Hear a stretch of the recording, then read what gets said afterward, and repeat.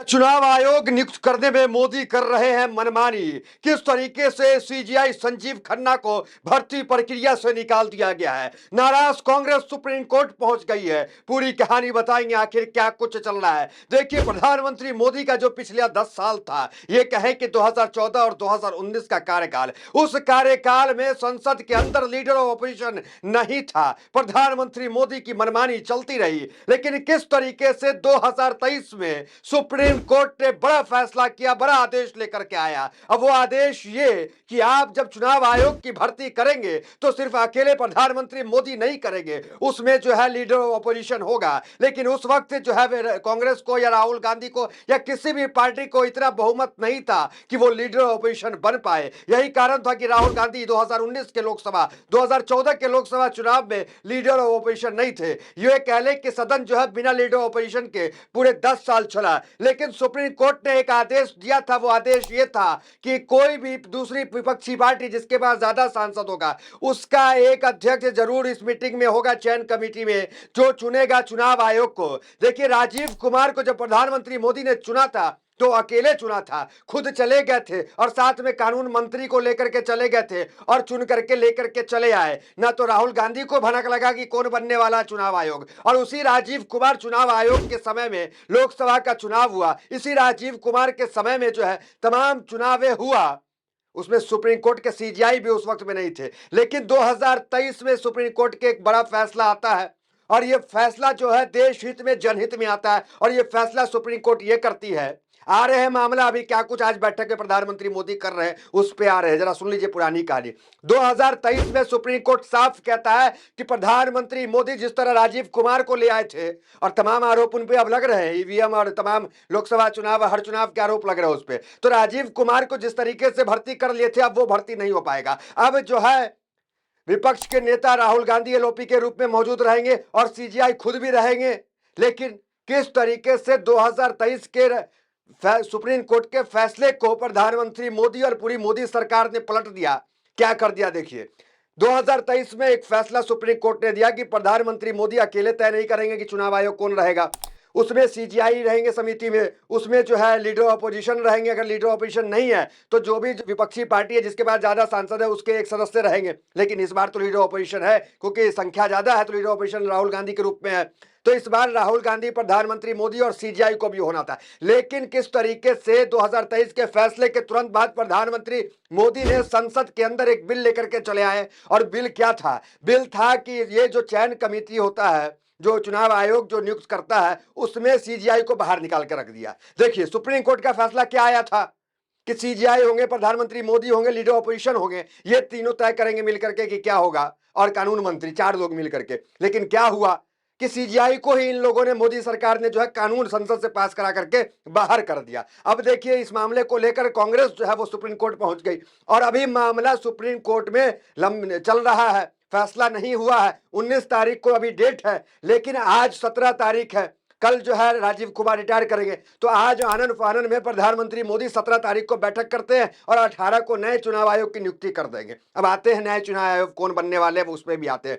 देखिए, ये क्या हड़बड़ी है प्रधानमंत्री मोदी को। क्या 19 के फैसले का इंतजार नहीं कर सकते थे? क्या कांग्रेस को अगर उसमें जीत मिलती है, तो कांग्रेस जीतती है, तो समझिए सीजीआई भी इस मीटिंग में रहेंगे। लेकिन अभी बीजेपी ने सीजीआई को ही निकाल के बाहर कर दिया। लेकिन अभी कौन है? अभी प्रधानमंत्री मोदी जो है वो कमेटी में है, leader opposition Rahul Gandhi committee में है, और जो है कानून मंत्री कमेटी में। ये 3 लोग हैं, सीजीआई नहीं है। तो कांग्रेस जो है सीजीआई के लिए जो है कोर्ट में केस लड़ रही है और 19 को फैसला आने वाला है। लेकिन आज प्रधानमंत्री मोदी बैठक बुला ली है, आज जा रहे हैं बैठक करने के लिए। तो तीनों लोग जो है वो कानून मंत्री राहुल गांधी और प्रधानमंत्री मोदी बैठक करेंगे। तो अब उस देखिए चुनेंगे नया जो है वो चुनाव आयोग। अब नया चुनाव आयोग कौन है? देखिए, चुनाव आयोग जो इलेक्शन कमीशन है उसमें जो सबसे सीनियर है राजीव कुमार के बाद, वो है ज्ञानेश कुमार।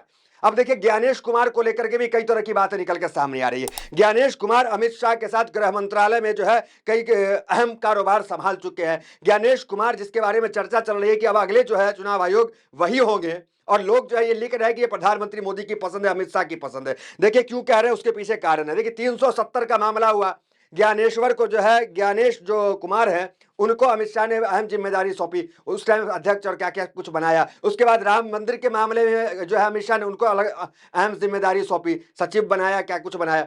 तो कुल मिलाकर ये अमित शाह के साथ काम कर चुके हैं, केरल के कैडर के आईएएस है ये, और यह इनको जो है वो चुनाव आयोग बनाया जा रहा है। इसको लेकर भारी विवाद जो है लगातार चल रहा है कि आखिर ऐसा क्यों किया जा रहा है। राहुल गांधी संसद में यह भी कह चुके हैं कि हम उस मीटिंग में जाएंगे ही नहीं, क्योंकि हमारा तो कोई सुनेगा ही नहीं। प्रधानमंत्री मोदी रहेंगे, कानून मंत्री रहेंगे, ये लोग अपना मनमानी करेंगे, राष्ट्रपति फैसला सुना देंगे। तो फिर मेरे रहने न रहने का मतलब नहीं, क्योंकि सीजीआई रहेंगे नहीं। सीजीआई रहते तो कुछ होता, और कांग्रेस इसलिए कोर्ट में लड़ रही है। देखिए कितना मामला जो है। अब राजीव कुमार पे चले आते हैं। राजीव कुमार का जो कार्यकाल रहा सबसे विवादित रहा। कारण आपको पता है, सबसे बड़े बड़े चुनाव जितने हुए सब जो है राजीव कुमार के समय में हुए, क्योंकि 2022 में इनकी नियुक्ति हुई थी, 24 में चुनाव हुआ राजीव कुमार के समय, कश्मीर का चुनाव राजीव कुमार के समय, हरियाणा का चुनाव राजीव कुमार के समय, गुजरात का चुनाव राजीव कुमार के समय, जितना हिमाचल का चुनाव राजीव कुमार के समय, जितने हम कर्नाटका का चुनाव राजीव कुमार, केरल का चुनाव राजीव कुमार के समय में। और उस राजीव कुमार की भर्ती किसने की? प्रधानमंत्री मोदी ने एक भर्ती की। प्रधानमंत्री मोदी, कानून मंत्री और जो है दो ही आदमी मिलकर फैसला कर लिए, और प्रधानमंत्री मोदी ने एक नोट लिखकर राष्ट्रपति को दे दिया कि ये इनकी खूबी है, राजीव कुमार को आप सेलेक्ट कर लीजिए। और राष्ट्रपति ने सेलेक्ट कर लिया। उस टाइम लीडर ऑपोजिशन था नहीं, तो राहुल गांधी थे नहीं, फैसला भी नहीं आया था सुप्रीम कोर्ट का उस टाइम। 2023 में फैसला आया, 22 में इनकी नियुक्ति हुई है। तो इनको लेकर सवाल उठ रहा था, लेकिन अब लग रहा था कि चीजें पारदर्शी होना शुरू हो जाएगी, क्योंकि राजीव कुमार के समय में ही देश की सबसे बड़ी लोकतांत्रिक पार्टी जो है कांग्रेस जो है सबसे पुरानी पार्टी जो है, वो जो है सबसे पुरानी पार्टी ये आरोप लगाती है कि ये जो है तंत्र की जीत है, तंत्र ने मुझे हरा दिया, जो है ये लोकतंत्र नहीं तंत्र की जीत है, अब बीजेपी की जीत को बताती है। देखिए पता नहीं मुझे कि मैं किस तरीके से खबर को आपको समझा पाया या नहीं समझा पाया, लेकिन ये खबर बहुत बड़ी है कि जो उम्मीद जगी थी कि अब चीजें पारदर्शी तरीके से होगी, लेकिन वो भी कैसे 2 दिन 19 को आने वाला है, 19 को जो फैसला हो जाएगा। अगर 19 को फैसला हो गया और ये अभी चुनाव आयोग चुन लिए, अब 19 को सुप्रीम कोर्ट कह दे कि हाँ सीजीआई रहेंगे उस बेंच में, तो क्या ये फैसला कैंसिल होगा? जो अभी जो चुना जा रहा है ज्ञानेश कुमार, जिसकी पूरी ये उम्मीद लग रही है कि इन्हीं को चुना जाएगा, क्योंकि सबसे सीनियर अब यही बचे हैं। तो क्या कुछ खेल चल रहा है, इसे जरा आप समझिए। मैंने कोशिश किया कि मैं आपको समझा दूं, पता नहीं मैं समझा पाया कि नहीं समझा पाया। जरा आर्टिकल देख लीजिए आप, क्या विवाद है। देखिए, सीजीआई को पैनल से बाहर रखने पर विवाद, 3 पॉइंट में समझे। 2 मार्च 2023 को सुप्रीम कोर्ट ने आदेश दिया कि सिलेक्शन पैनल में सीजीआई को शामिल करना जरूरी है। इससे पहले सिर्फ केंद्र सरकार इनका चयन करती थी। 21 दिसंबर 2023 को केंद्र सरकार सीईसी और ईसी की नियुक्ति, सेवा शर्त और कार्यकाल से जुड़ा नया बिल लेकर आई। इससे तहत चुनाव आयुक्त की नियुक्ति 3 सदस्यों का पैनल करेगा। मतलब देखिए, फैसला 2 मार्च को आया और 2 दिसंबर को जो है सीजीआई को खसकाने का काम इन लोगों ने कर दिया।